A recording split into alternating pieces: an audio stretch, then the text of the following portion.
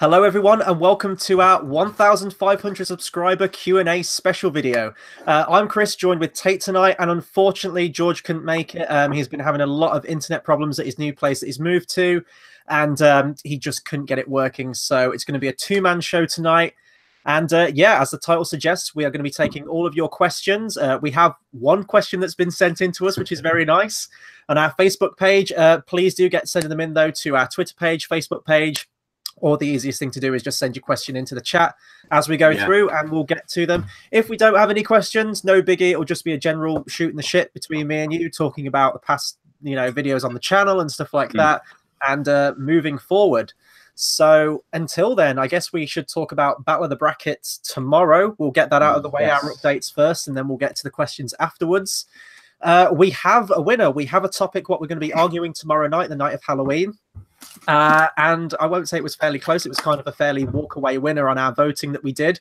With 62% of the votes, we had Best Horror Movie. 38% of the votes went to Best Horror Movie Scene. So our Battle of the Brackets episode tomorrow, of course, will be Best Horror Movie. And we have actually already, before we went live on here, that's why we were a little bit late, so apologies for that. We've done all the bracket. We've got it planned out. We've got the fighters ready, and we're awaiting a Photoshop image from George at some point. But it's going to be a pretty good fight. Should we announce the fight, or at least the first round? Yes, do the first round, but leave it at that. Just leave them wanting more. Okay, so wait a second, I need to get it up again. I know, organize me and all that. But we can at least announce who's got whose picks and who will be fighting who in the first round.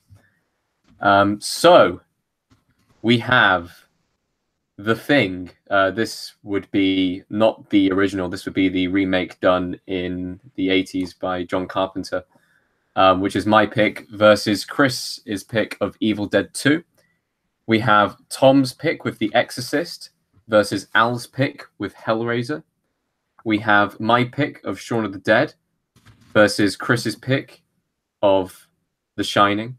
We then have Tom's pick of A Nightmare on Elm Street, followed by Al's pick of Van Helsing. And then on the other side of the bracket, we have The Haunting 1999, which I believe is Al's pick, and that is up against my pick of Alfred Hitchcock's The Birds. Then we've got Chris's pick of The Exorcist versus... Oh, I've already said that one, sorry. We've got Chris's pick of Psycho versus Al's pick of Hellraiser. No, I am messing up here now. Just save it till tomorrow, dude. Just give it across. Just give it. Okay. But we've also got, Psycho versus Insidious, Shaun of the Dead versus The Shining, Alien versus Get Out, Nightmare on Elm Street versus Van Helsing, and The Fly versus Silence of the Lambs. We've got a lot of good ones in there, and there's a few unique ones that I wouldn't have expected to see on there. It's going to be a good fight. Having Al back as well. Al's always an absolute riot whenever he's on, so that will definitely be funny. And a rare appearance of Tom.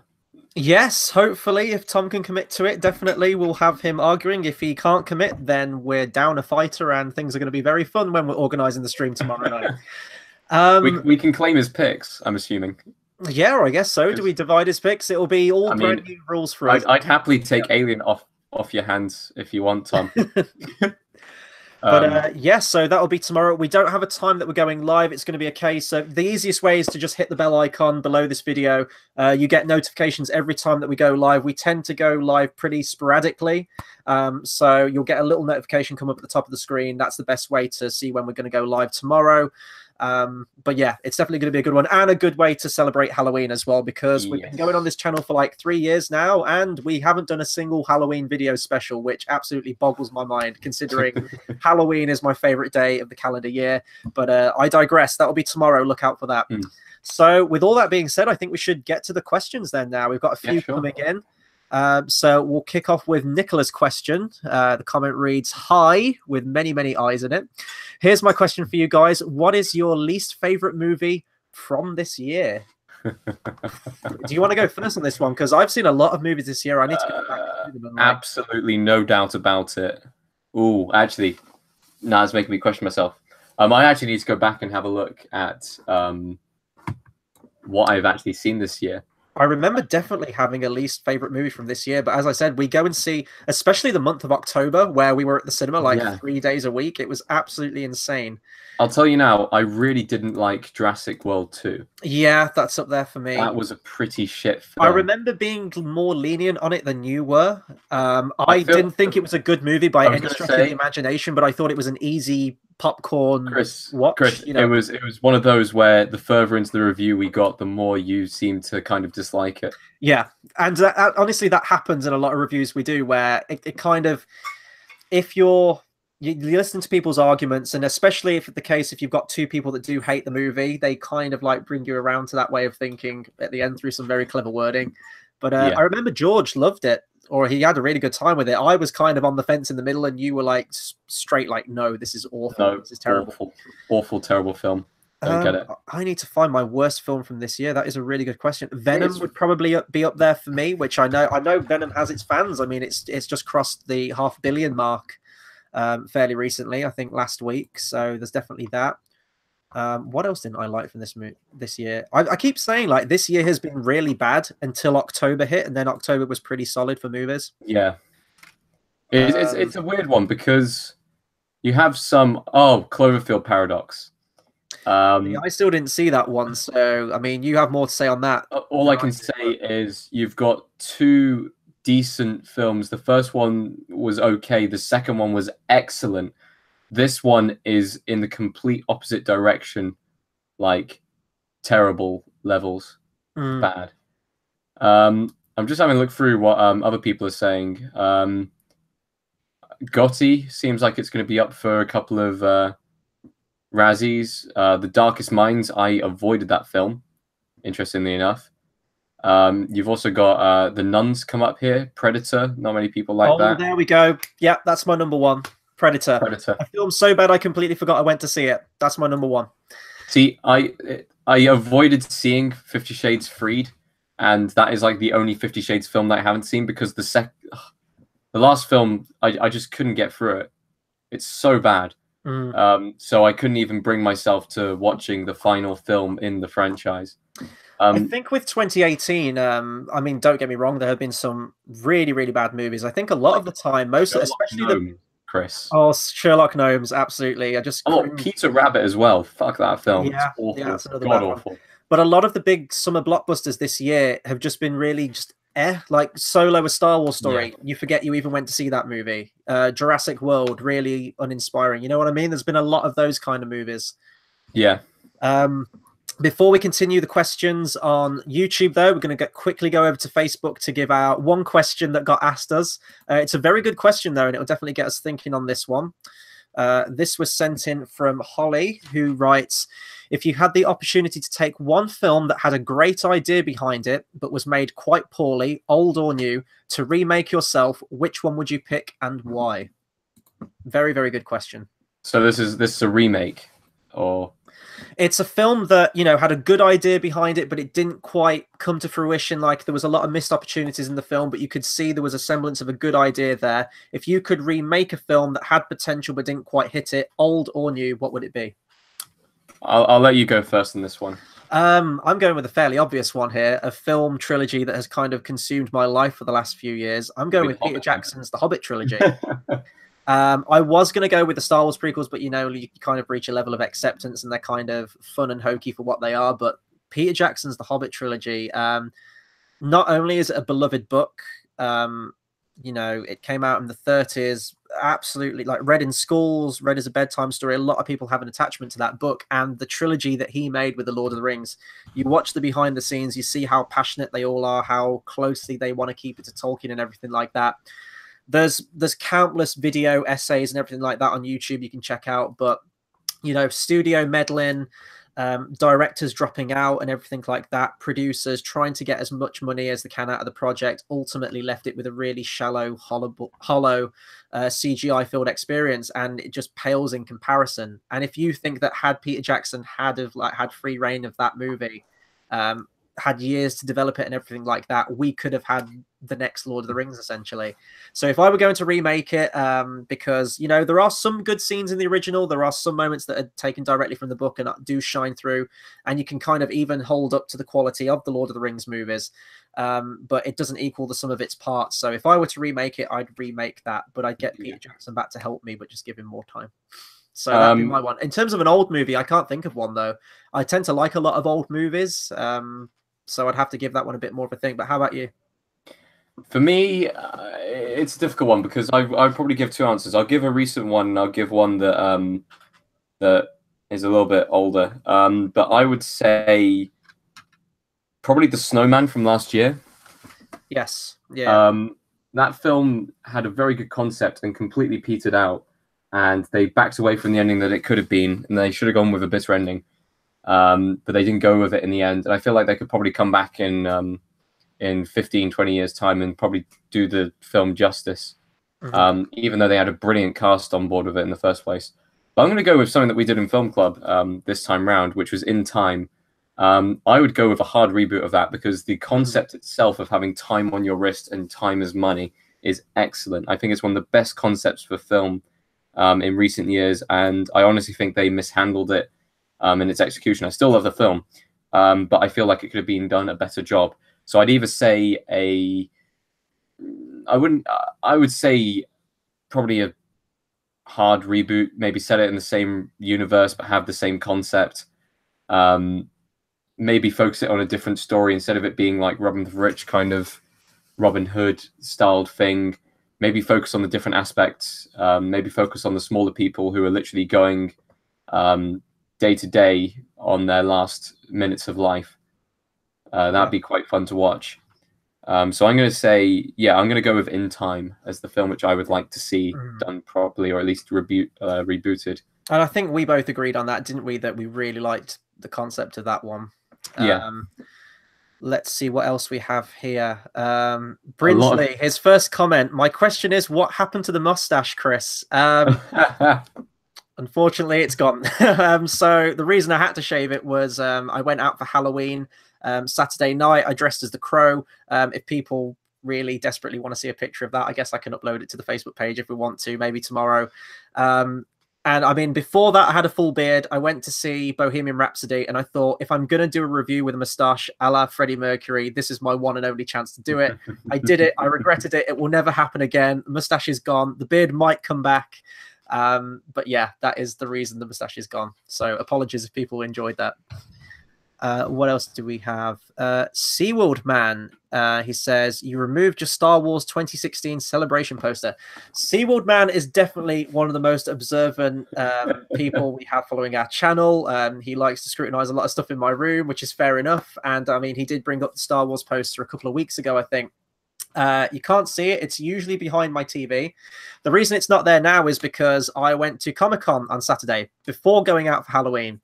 And there were 4 original trilogy Star Wars members that I wanted to get signed on my poster. It's a signed poster. I picked up the poster originally at 2016 Star Wars Celebration, got most of the cast there. And then since then, it's kind of been a labor of love going to these conventions. If there's a Star Wars actor there, getting it signed.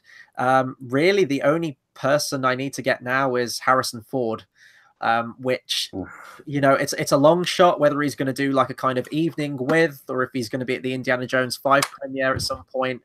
I don't know, but I really hope I get it. But that is why the poster isn't there. I took it with me to London, and it's currently downstairs in the poster tube, awaiting me to stop procrastinating, put it back in the frame, and get it back on the wall. We have a question from Nicola, which kind of answers itself. It goes with who has the better taste in movies, and then there's a pause, and then it's Tate ? And the answer to that would be yes, completely.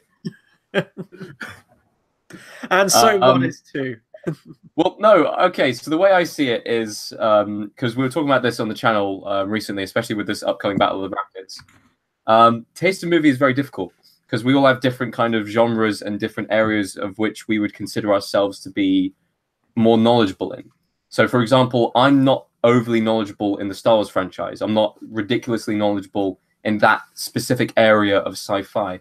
However, I probably watch a lot more indie films and a lot more kind of old school, older cinema than both Chris or George. I'd say that Chris watches a lot more horror films than either myself or George on the channel. And I'd say George probably watches a lot more sci-fi films and than me, at least, on the channel. So we all have our different areas that we kind of look at and we go, oh, okay, I'll pick films from there, and there. Taste is a very difficult thing to define. Personally, for me, I would say I hope I have the best taste in film out of all of us, because when I look at my cabinet and look at my DVD rack and stuff like that, the broad spectrum of films that I have is probably a lot broader than what Chris would have or what George would have, because George kind of, you look at his rack and it's all like, I don't know, Christopher Nolan films and Star Wars stuff. Whilst mine, I've got like Seven Samurai, Amelie, Usual Suspects, Grand Budapest Hotel, Watchmen, Children of Men, Brooklyn, Ex Machina, Snatch, Iron Giant, Drive, Neon, Dying Girls. So that is such a broad spectrum of films just off that there. And I know that Chris has a lot of Disney films on his shelves. I have all the Disney films. I have every single one. Yeah, but that's what I like about, us three on the channel. I think we've like really kind of got that foundation down now. George is very much into his blockbusters, in his Nolan films. He has a lot of film knowledge. He knows about the productions of films and current movie news and stuff. Tay, as you said, you're very indie. You like a lot of old school cinema as well. Like Citizen Kane, all that kind of stuff. Chris, we'll get there on Pop someday where we'll go to Citizen Kane. Yeah.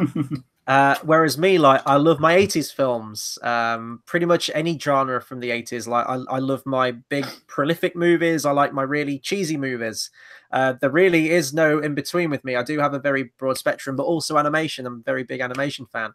And then together with our powers combined, essentially we have this, hopefully this huge, like, big powerhouse movie knowledge channel where we don't really have covered, because both me and you cover all the romantic films and romantic comedies and shit like that. I know that George doesn't really touch them. I have an empty space for horror though now. I say this before we go live tomorrow for a horror battle of the brackets, but really me and Tom used to be the horror guys. Like, you and George are very much against, like, don't go and see any horror film that comes out, which makes it very difficult for me when I need to review one. But yeah, no, we all have, different strokes for different folks. We all have films that we like. We all have the ones that don't. And then hopefully somewhere we can meet in the middle and hopefully at some point agree with each other. Yes. That's why we do this channel. We like talking movies even. And a lot of the times, actually, I should say that we don't always agree. Like, there's a lot of times where, like, in the behind the scenes on our Facebook group chat that we have, we are arguing about movies. Like, it's not just on the channel. Like, we do have it in our everyday lives as well. So the next question in is from Brinsley. Best movie of the year so far. So I don't know if this would be a spoiler for like our end of year thing, which comes out in like 2 months' time or not, or whether we just kind of say it now. There's still a few months to go. We could just say what our number one is right now, and for me, that is A Star Is Born. I'm gonna have to rewatch some of these movies right now. I'm gonna say Bad Times at the El Royale. That could all change when I see it a second time. There have been a lot of movies that I've really liked, especially in October. Before that point, for most of the year, Infinity War. Yeah, I agree. Movie, which agreed. I would never in a million, like, blue moons, whatever, say that a Marvel movie is my favorite movie of the year. But Infinity War hit me. Like, I saw Infinity War about 4 or 5 times. I still really enjoy it. I can't wait for the next one. Mission Impossible Fallout was also great. It depends how you rank them, like you can go and see Fallout and say, like, it's a very easy watch, good action movie, good popcorn flick, great action in it. But then also, like you say, like A Star Is Born, which is a very, very hard-hitting, powerful movie, that objectively is probably the best movie. But would I rather see that over Infinity War again at some point? You know what I mean? It's different. They're completely different films, so it's hard to rank them. It's also difficult to judge, because I would have had Infinity War as my number one until A Star Is Born came out. Yeah. And for me, at least, A Star Is Born, with Infinity War, you've always got loads more to read into it. You've always got repeat viewings because it's set in its own universe. It's got a load of films behind it to back it, and it had that momentum going into it that kind of helped it along. Yeah. Star Is Born takes you on a roller coaster from start to finish with no real backstory in there at all. It drops you in and it takes you on such an emotional roller coaster. And it felt so good to watch in the cinema, and it had one of, if not a perfect ending to the film itself. You know, we all love our bittersweet endings here on Cinema Savvy. So yeah, I'd still that's kind of my reasoning why. Next question, Tate. Out of curiosity, you live in the UK. Nein, ich wohne in Österreich. I do, but for some of the year, I also live in Austria, doing my main job, which is cool. I'm in the UK, if you can tell from the horrible Midlander accent that I have, unfortunately. Right, we have another question from Nicola. If you could choose any movie to be the director of, what movie would it be and what would you change? So is this referring to a movie that's already been released, or is this a future movie that you'd like to direct? We'll go with a movie that's already been released. I would be the director of La La Land, and I would just kind of keep it exactly the same, and I would just sit there just directing it and crying in the corner. Just to be on set for that film would be phenomenal. Oh, actually, no, I would tighten up the tap dancing. I would, because my sister is a professional tap dancer, so I would get her on set and get them to kind of learn it. Because I know they learn how to, or at least Ryan Gosling learned how to play the piano. He would have had enough time to learn how to tap dance properly. So get the tap dancers on that. If you look at the piano playing and the dancing, I think it's fair to say which pursuit he definitely devoted more time to. Absolutely. Kind of the similar reasons to what you say, apart from the dancing part. I'd like to be on set for Lord of the Rings, whether that's directing or just kind of co-directing or just like standing crying in the corner. So what you're going to do is you're going to go and direct Lord of the Rings and add in a dance number. Yes, absolutely. We need some dancing orcs in there. They sing in the book, so it would completely fit. What movie and what would you change? If I'm going to go with like a future movie, or even, I guess I could apply this to any other movie that's come out before this point. I'd love to direct a Batman movie. Batman is my favorite fictional character in fictional history. I think he's a fascinating character, and although there have been some great Batman movies out there in the past, Tim Burton's original 1989 one, although some people would argue that's not a good Batman movie, Batman Begins, The Dark Knight. I just want a movie that's kind of like the animated series meshed with the Arkham games. The Arkham games were essentially a more adult, darker, grittier version of the animated series, and it's a very simple fix. Just take those games and make them into a movie. I'd love to be like on the writing team for that. I'd love to be, you know, involved in a Batman project like that, because I think that would be great to do. Although I trust Matt Reeves with the new one that's coming out, the new trilogy, the new standalone film, whatever it's going to be.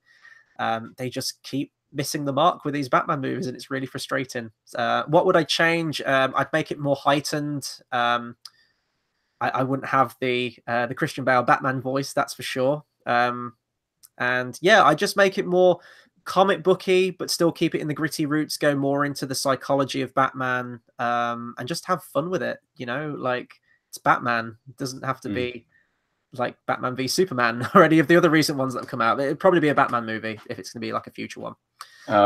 If it'd be a future one for me, I would direct a remake of Rashomon. I feel like it's one of the most interesting films, and I honestly haven't seen a good remake of it yet.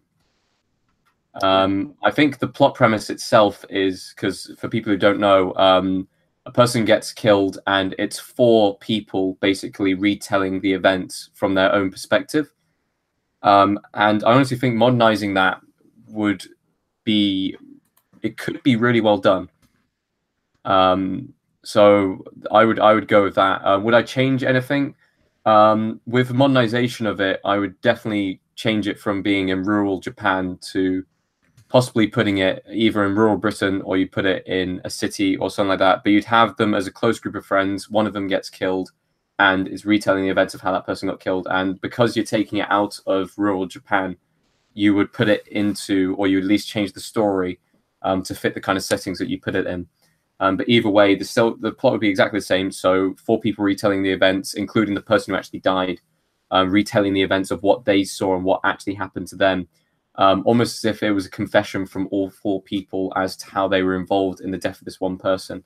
I think it could be really powerful with great individual performances, likewise to the original. So that's what I would go with.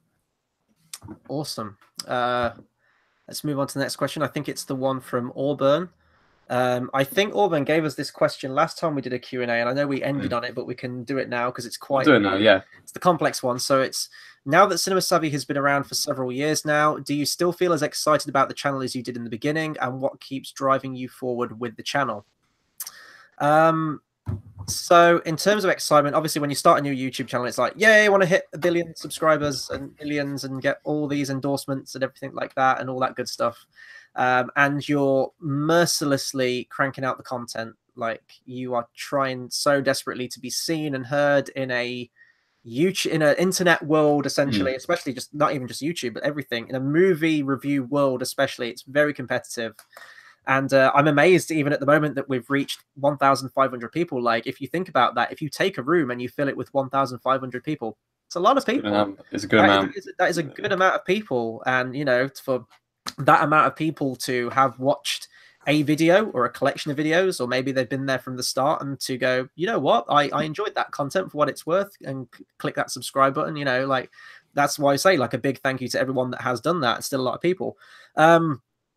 We've still got a lot of ideas for the channel. There's still a lot of things we want to develop. There's a lot of shows that we want to get into. I know that we've talked about sort of like video essay videos that would take a lot of time to prepare, to research, to edit together, and we'd use like clips from the movie and everything like that. We've talked about retrospectives of directors. We did a Spielberg one, but me and George hadn't seen every Spielberg movie. We'd change that next time. If we did a Nolan one, we'd go through like his history.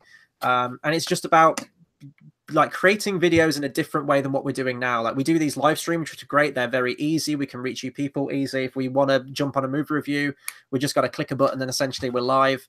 But a lot more edited and structured ones, maybe essayed ones, definitely what we'd be looking forward to. But for me now, I still get excited about the channel. I love talking about movies, and that's something that will never, ever change. And that's why I love doing this. That's one of the reasons I wanted to create this channel in the first place, was to have an outlet to talk about movies. I was tired of going to the movie theaters with my friends, coming out going, what did you think of that movie? And they just go like, yeah, it was all right. And I didn't have anyone to talk about movies to. And I was like, I'm tired of this. I'm going to find some like-minded individuals, and we're going to create this thing and see how it goes. And I think it's going great. You know, the fact that, you know, there's people chatting in this, we didn't start out with that. So we've definitely grown the channel. I think we've definitely gone a little bit more relaxed with the content now. We're not so much going to like a structured schedule, although some people might think that that's beneficial to the channel. We can't, this is a hobby after all. We all have lives outside of this channel. Like, in an ideal world, would I love to be doing this full time? Absolutely. But as it is, like, it's just fun to, you know, and we're all friends on the channel as well. So it's not like, it doesn't feel like a job. Like, you get the excitement because, like, as friends, you want to hear other people's opinions on films that you see. So it's all good. So for me, I came into the channel like after it had started. So my perspective on it's slightly different because when I came in, I'd gone from a smaller YouTube channel. I think we were close. I think when I joined, we were close to the same number of subscribers. It was definitely below. It was below 100 when I first joined. But I always kind of, as soon as I saw the channel and kind of went in for like a small interview type thing, I knew it could have been bigger.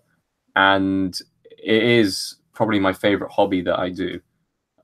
It's absolutely incredible from where we've actually come from, just kind of almost 3 people who didn't know each other into this channel where we're all good friends. We met up loads of times and we just come on and discuss films. And from that, we've spawned shows and different kind of segments, which we've all really grown to like and love. Me and George, kind of our brainchild is Battle of the Brackets. And that is like, we all agree that is like the favorite show to film. A lot of people have been saying we get that going more. It's very difficult to get all our schedules together, so that's why we kind of shoot for 1 video a month. But if we could get that to like 1 video every 2 weeks, or even 1 video in an ideal world, that would be a studio done thing. But I feel like it's one of those things where just to directly answer the question that Orban put up, we have been around for several years. We do still feel excited about the channel. For me, more so than when I joined. And I think we got to the stage where we've started to realize where we are, kind of within our own channel. We've mentioned loads of times before that we'd be pushing for daily content. and we have been putting out a lot of videos since that kind of almost pledge. But we all understand that we've all got our own lives, and it's a very relaxed kind of atmosphere that we put out there. And the thing that really keeps the channel driving forward is the new ideas that we come up with, the people who comment on our videos, the people who watch our videos itself. Something that always makes me smile is when I log on to YouTube and I look at the numbers that we're getting, the people who are actually watching our videos, the number of comments we're getting in. Even the angry ones. Even the angry ones, especially the angry ones. They make us all laugh so much. But it's great to see that we're actually causing a debate. Yeah.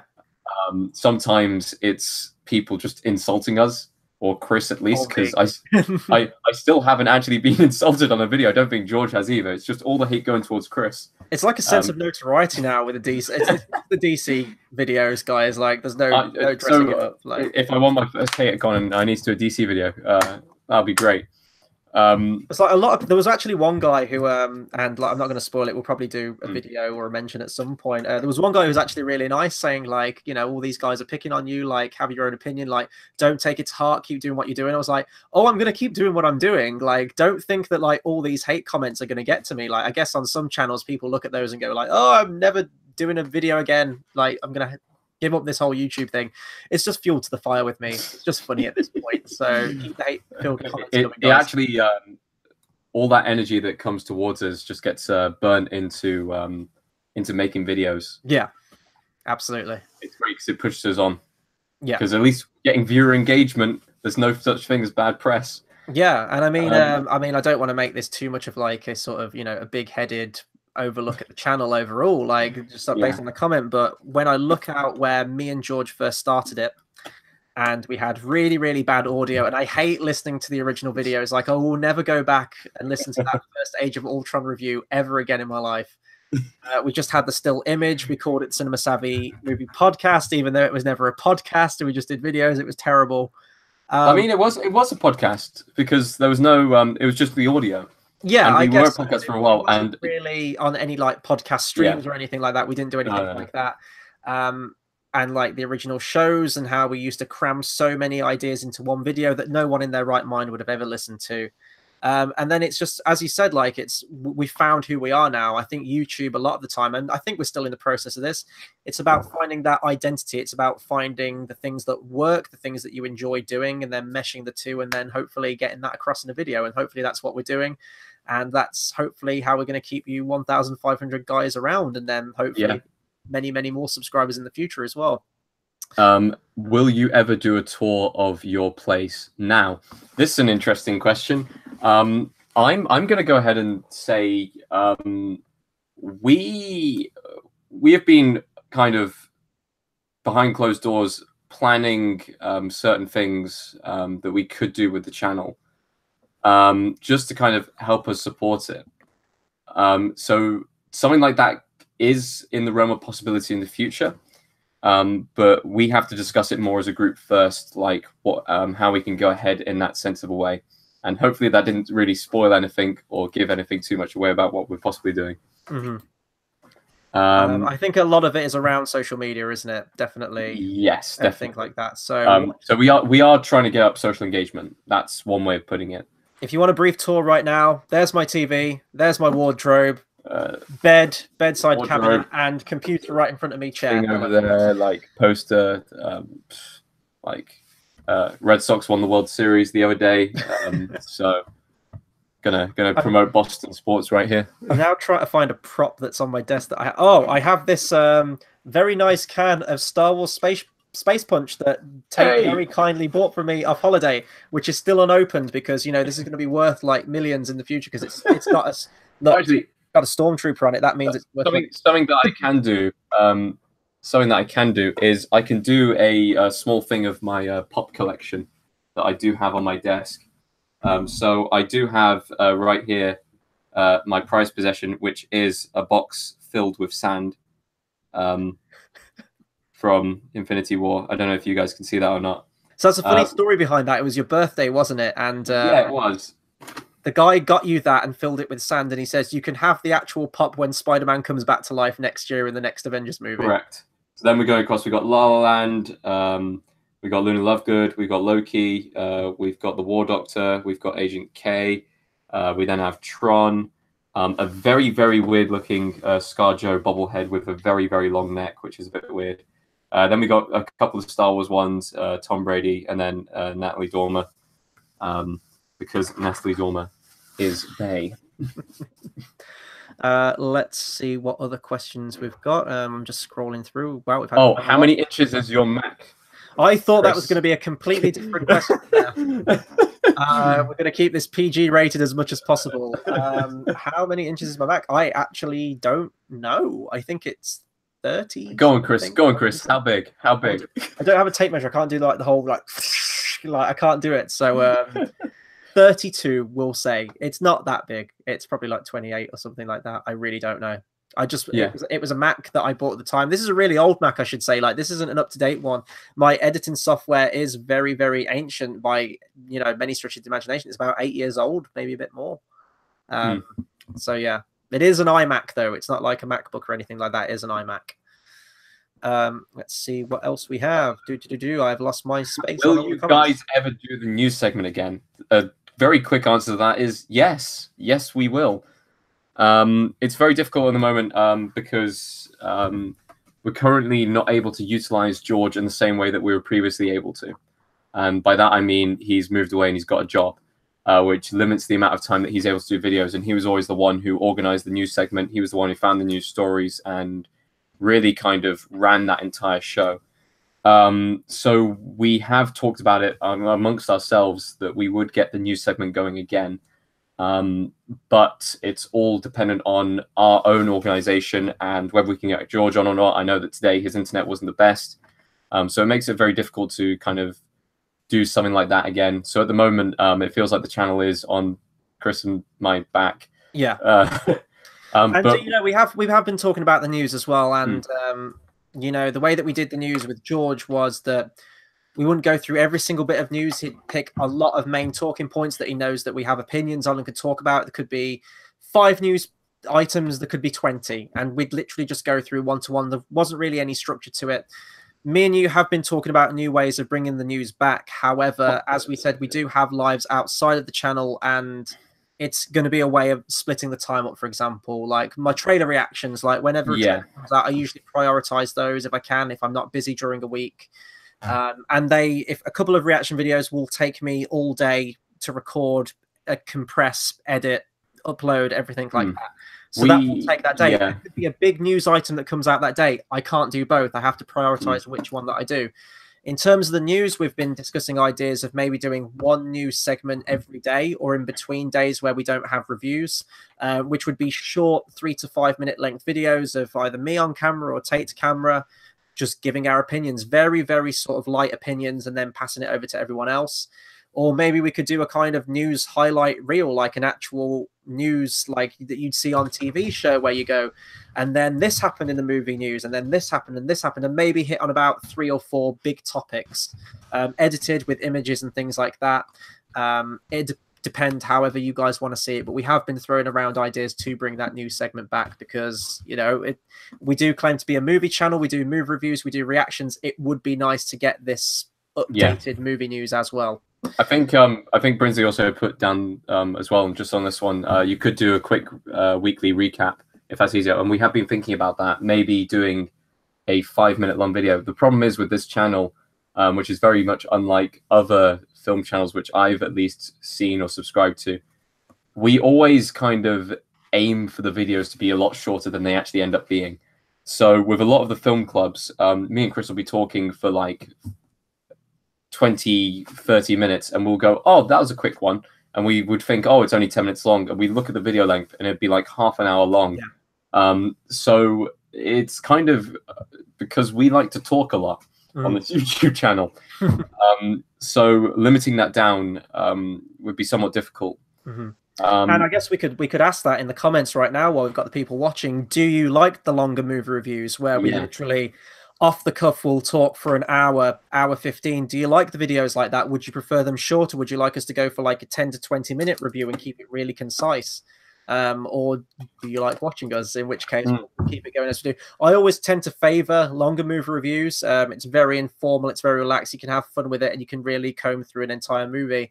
You can go so in depth in it, which is one of the reasons. Because back on my first channel, I used to do 5-minute bullet reviews, and they would get across not much. Yeah, like you get a general sense of, oh, I liked it, oh, I disliked it. But on this channel, you can really kind of explain why you like it or why you disliked it. It allows the freedom to articulate over anything that's in the film or anything that you'd want to discuss. It also allows for a lot more room for us to have a bit of fun between ourselves. Yeah.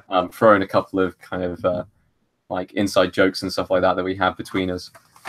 SeaWorld Man's just said, indeed, keep them coming, keep the reviews long. Yes. He's also said, I like the longer format, but that's just me. I guess the general sense of like the longer format. Keep them longer. I actually have a question for the people who are currently watching as well. If we were to bring in new ideas and test them out on you guys, how would you feel about it? Because we have always had loads of new ideas flowing through our heads, and we've all wanted our own kind of shows to kind of go and do their own thing. I have one show specifically which is going to be about the Oscars, which I've been planning for a while now. I want to get off the ground, and I know that Chris also possibly wanted to take another look at the Best Picture at some point. So a bit of context, I guess, for people that are fairly new to the channel. The videos are still on our channel. You can still watch them. They're great videos.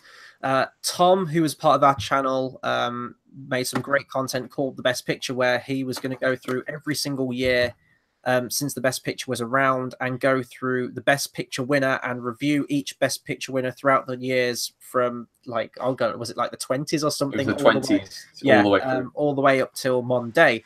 Huge mammoth task of a video series, one with a lot of potential, and I think he made about 3, maybe 4 videos, and then, you know, sadly he couldn't be on the channel anymore. He had to devote his time to other things, and that series is essentially ended. I would quite like to pick up the reins of that series at some point, but I do want to definitely mirror the style that Tom went with that.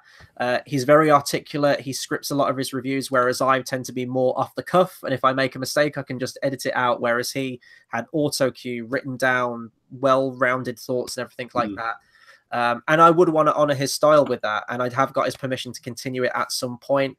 Whether I'd remake his previous episodes so I could go through all the films myself. Hard reboot or soft reboot, Chris. or maybe I'm the second incarnation of the Doctor, and the series will go through many different hosts as we go through. But yeah, a lot of ideas. Anyway, we do have another question. I believe that SeaWorld Man is trying to map out your room, Chris. I think he is. But before we get to that question, I want to just say, Nicholas Jobson asks, could you play Rafa Moreira? I had to do a quick Google search to see who he is. He's a Brazilian musical artist. Never heard any of his music, so I can't really comment on that one. Here we go. Okay, so I believe we're caught up on all of the questions. So I guess this is possibly, what do we do now? We have a couple more that we can finish on. We've almost been going for an hour now, so just under slightly. So we'll keep it brief. Let's see what we've got. Lastly, what's your favorite thing to do on the channel? For example, reviews, Battle of the Bracket, or news? Reviews, Battle of the Brackets. I think it's Battle of the Brackets. I think pretty much all of us will say that.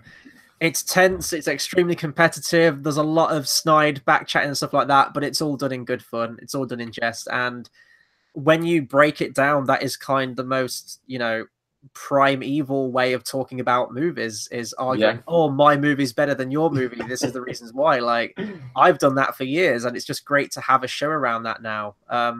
A lot of people might say, I think when we started out, Movie Fights was huge on YouTube. What was the YouTube channel with that again? I forgot. Screen Junkies. Screen Junkies, that's it. And we wanted to do something like that, but also put our own spin on it. And I definitely think that we have a niche with that. I do think we've found like a new way of doing that, still kind of honoring what they did on Screen Junkies, or continue to do. I don't even know if that's still going. The way that it first started out was me and George. I wanted a show where we had basically a film competition to see which film would come out on top. George wanted a head-to-head film argument that we kind of dipped into film arguments in the very, very long forgotten Malicious and Marvelous Movie Minutes. But he wanted a head-to-head. Why is this film better than the other film? I wanted kind of a show which would have one coming out on top. And it was just around the time that Game of Thrones had released its episode, Battle of the Bastards. So we immediately came up with the name Battle of the Brackets, because it was a bracket formatted tournament of which film would come out on best. And I think it maybe took 3 or 4 episodes to properly get like it right, I'd say, or at least get every single element of it. So getting timings down, learning how to actually pick apart our arguments and stuff like that, learning about each other's own arguments. So we all know each other, so we all know what gets on each other's nerves. And because of that, we know exactly how to fight against each other, and it makes it a little bit more interesting. But honestly, it is the most marketable thing we have on the channel.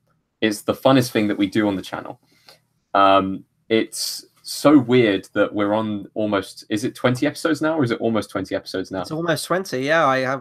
I think is this tomorrow the 20th episode? Possibly, but we have so much fun with it every single time. Like, as soon as we schedule it in, we're all really excited about it. I mean, personally, for me, I get nervous before a couple of them. Oh yeah, me too. Like, me too. It's one of those things where we're so competitive between us that it's like it's a must-win situation. Especially for me, seeing as I've only ever won the first Battle of the Brackets.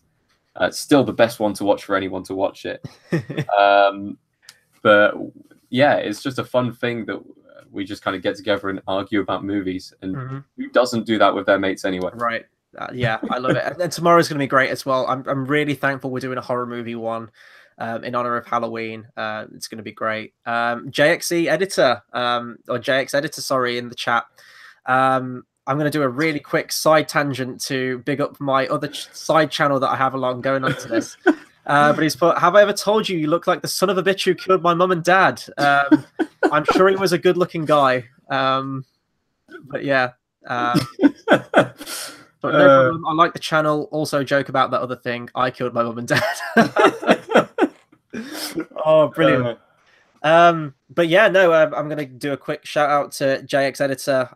Great channel. I urge everyone to go and subscribe to him. If you do like movies, if you see movies that have a lot of potential, like the question that we had earlier, but didn't quite meet it, whether it be the Star Wars prequels, Spider-Man 3, or any other film, the guy does fan edits. He does some absolutely amazing work. I've been doing my own fan edit project for a good few years now, an idea that's constantly kept developing, continues to develop, of my fan edit of the Hobbit trilogy. And right from day one, like pretty much like JX Editor has been there. If I've seen an edit that he's done that I'd like to try and replicate, or new ideas, he's been there. He's done like tutorial videos for me and everything like that. He continues to give me feedback and everything like that. So I really appreciate you, man. Thanks for jumping on the stream today. Do we have any other questions? I'm pretty great. And he's modest as well. It's always good. I guess the last question, we have one from Brinsley. Most anticipated movies. I guess he means for the rest of the year now, or maybe in general into next year. That's difficult because most of the movies that I was anticipating have already come out.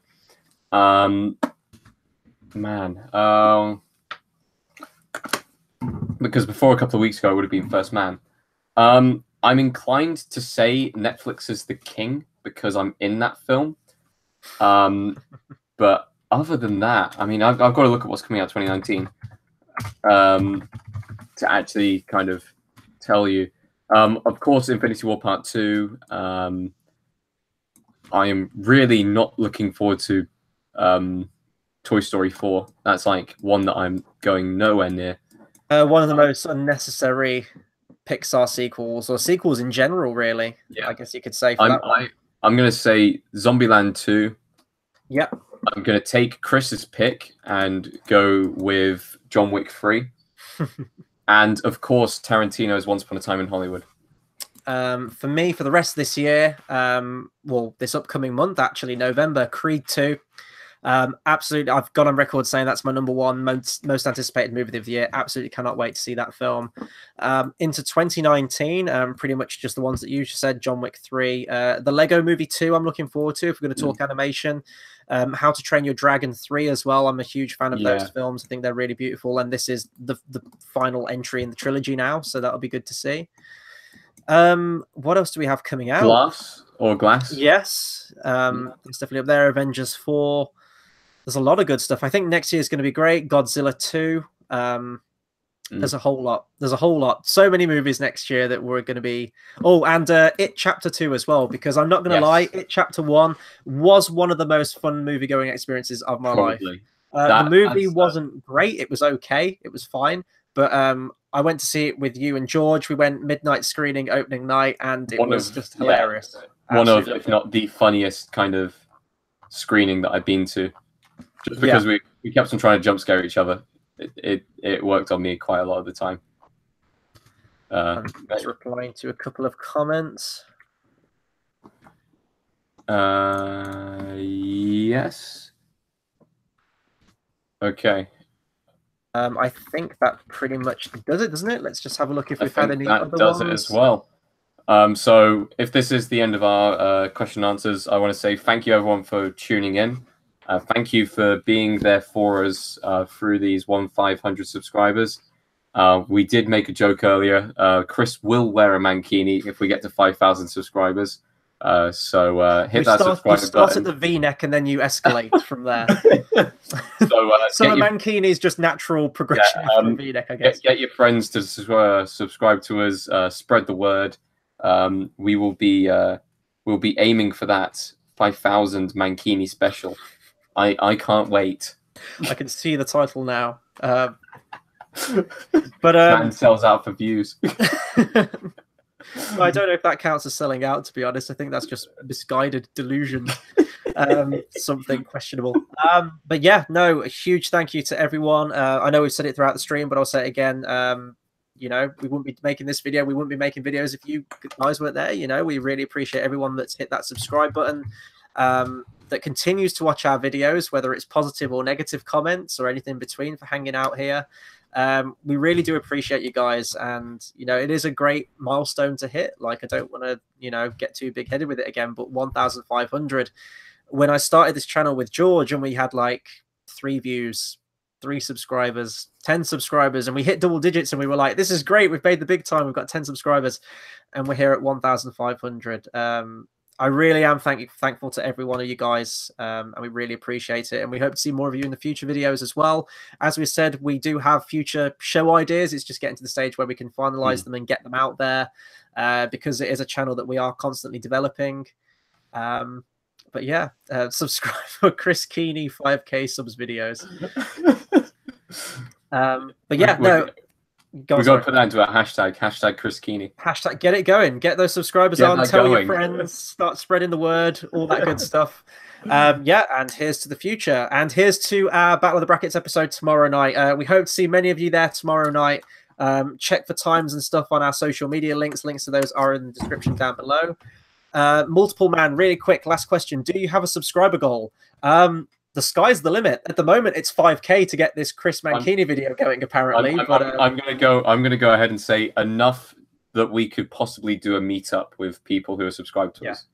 A meetup would be great. A meetup would be amazing. A table at Comic-Con or something like that, where we can chat to people. Obviously, we're a long way off that. We need to get following. But first, before all of that happens, we need to see Chris in a bikini.